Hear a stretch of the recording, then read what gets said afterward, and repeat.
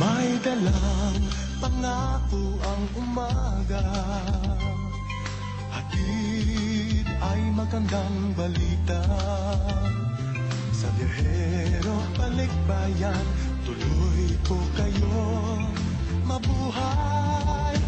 Bagong duty-free Philippines, sa world-class shopping inain. Pinoy na service daratnan sa duty-free Tambayan.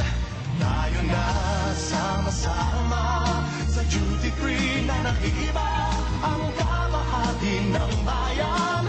Duty-free na number one, duty-free Philippines. Kahit saan, kahit kailan, ang duty-free, ang duty-free ng bayan.